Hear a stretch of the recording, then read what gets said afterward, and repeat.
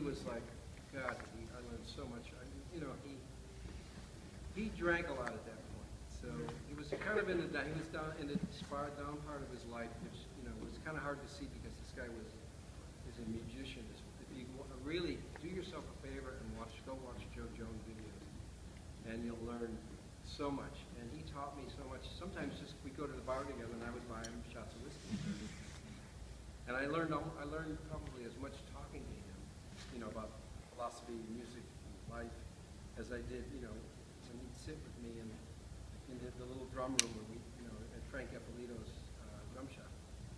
And it was just a great experience. I've had the privilege of studying with some really great teachers, and that's another thing I highly recommend. If you have a chance to study with a master, do it. It's invaluable. I hung out with Elvin Jones, and I got to know Buddy. I knew Buddy Rich pretty well, and it was just,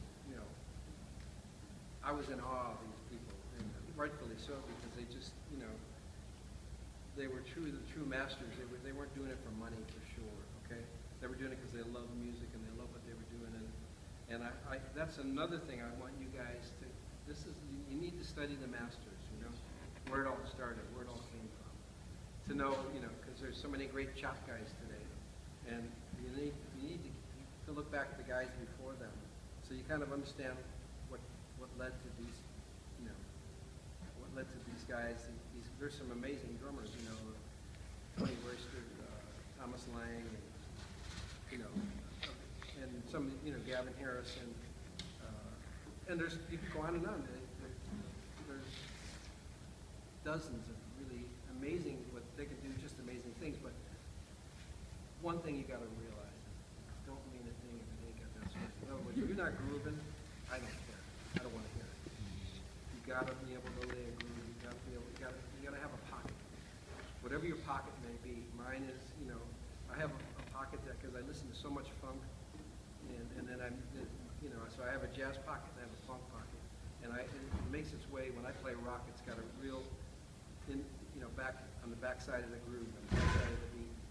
So really, whatever you do, you've got to groove, no matter what. If you're playing things that are a zillion miles an hour, it don't mean a thing. You're not going to get hired, okay? It's good to be able to do that. I don't want to discourage you, but make sure you do the basics and have great time and great feel. Great feel is irreplaceable. You'll get more grooves, you'll get more gigs, and people will appreciate you more. And then when you need to drop the bombs and light a song up, you can do it, but you do it in the right places. That's interesting you said, oh, I'm sorry. No worries. Yes, that's interesting you said that. Louis Billson, the late great drummer, he said, you can play a drum solo 5 minutes, but if you can't swing a band, what good are you? Yeah. Reject that. Well, it is. It's really important. And it comes naturally to some people as having chops and all the fast hands and feet comes naturally, but you got to take care of the basics. Okay. Yeah. And Don't Stop Believing.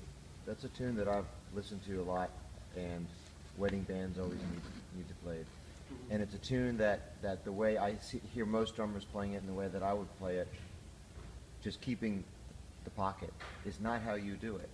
I'm hearing, when I listen to the recordings of you do it, I'm hearing more of an orchestral sound, where you're going around the toms, etc., constantly through it. Now that may be my imagination, but I wanted to ask you how you're doing that song.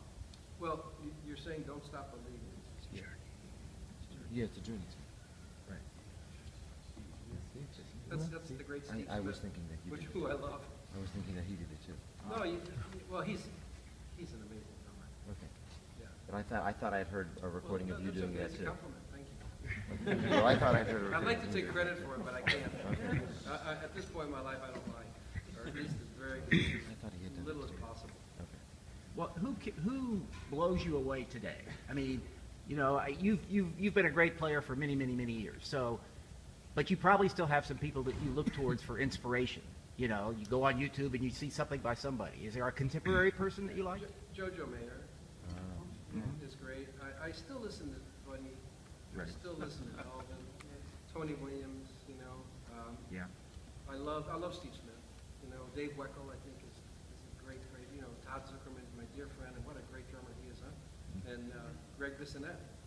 Yeah. another really close friend of mine. There's a bunch of us, we live in Thousand Oaks, California, we call it drummer heaven.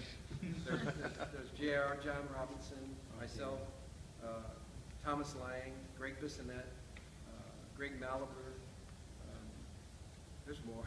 There's Luis Conte, percussionist, and we all kind of live, you know, in a fairly close, and we call it Thousand Oaks Drum Club, including Don Lombardi and John Good from DW. So Really?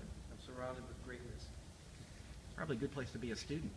It is a good place to be a student. That's the great thing about is you're always a student. I'm still a student. At 66 years old, I'm still a student. What? Young man. Oh. Could you play a drum solo for us? Oh, I will. Solo. So when you found out about what happened on Buddy Richards' bus, quite oftenly, what was going through your head at the time? You know, 'cause you would hear all those things, you know. Well, Buddy was, you know, listen, first of all, you got to realize after you're done playing the show, you're so adrenalized, you know, that you're got a hair temper. And, you know, Buddy was a perfectionist, and he didn't tolerate anything but perfection. And there's nothing wrong with that, okay? But, yeah, he probably went a little overboard. But, yeah, he's known for that now, isn't he?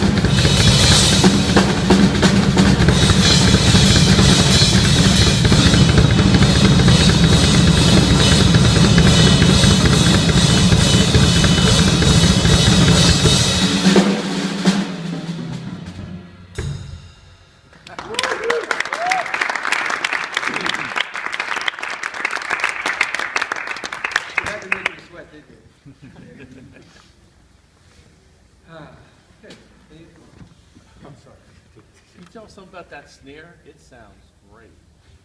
DW? Let's talk about my sponsors. You're welcome. No. Let's not be cynical.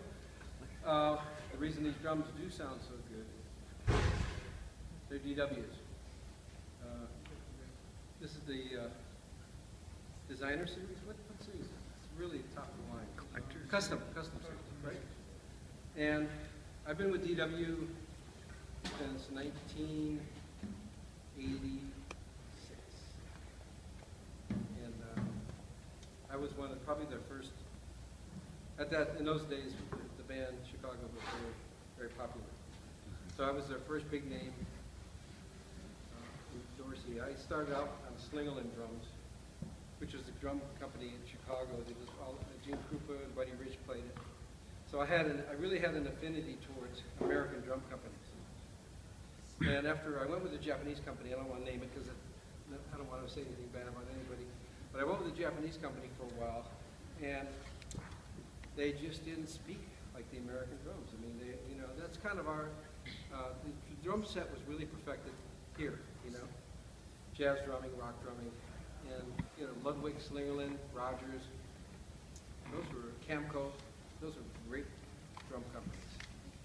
And so when I had my drum tech pulled me aside and said, hey, DW made pedals, Drum Workshop made pedals. And my drum tech said, hey, DW is making custom drums now, you want to check them out? So I went to they have almost like the size of 2 garages, not very big, in Newbury Park, California. And I tried out these drums and they were beautiful. They sounded they were my, because any of you paid attention to my early records, I always was striving for a melodic sound. I always wanted to make drums kind of a melody instrument to a certain degree. I used calf heads, right? First 3 Chicago records I used calf heads, and they sound warmer. So DW drums, when you tune them,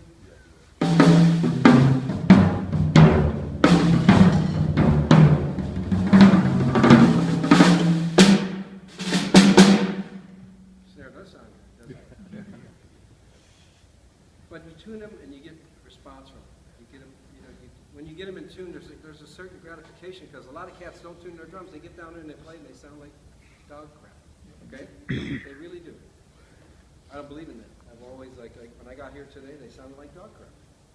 They really did. So I tuned them.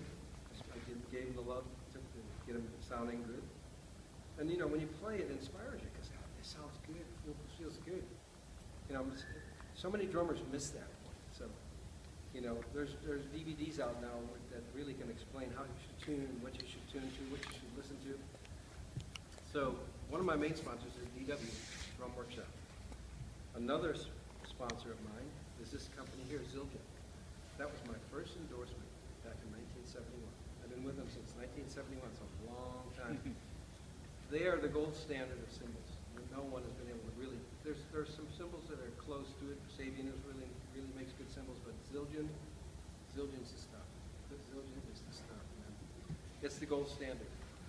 And another reason that these drums sound so good is I'm playing Aquarian heads now, and I play on the toms. It's called Modern Vintage. They're their version of calf heads. They sound really warm.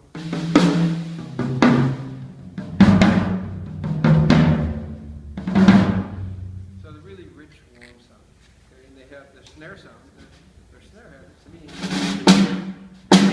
there's no dampening on there, but it has just the right amount of ring, right? Because you know how often you hear a snare, it's got these weird overtones?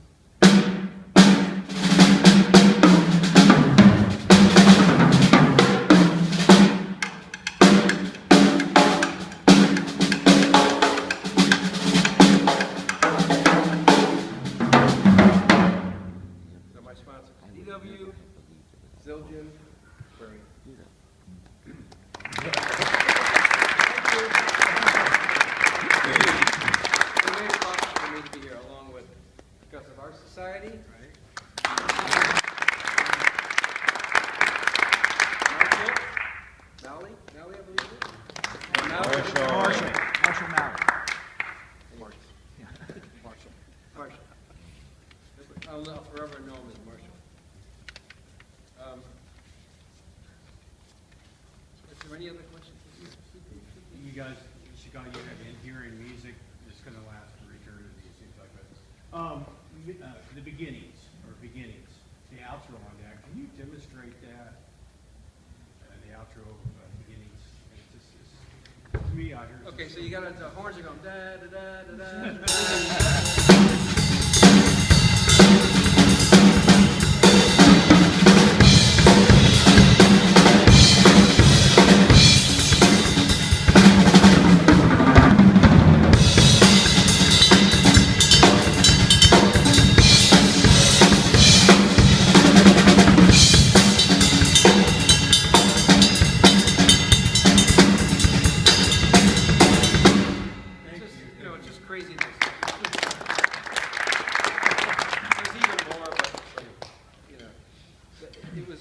was the early days of drum recording quality. So our producer, who was really a fanatic, had my toms in stereo. So if you had these speakers, you know, let's say those are stereo. These toms here would come out of there and they would go all the way across. So he had me doing. He was in the booth going. You know, most guys, they have the producer saying, "Don't play anything. Don't play this. Don't play that." He's like telling me, he's in the booth going. So I'm just like playing as much as I can and trying to keep it in time.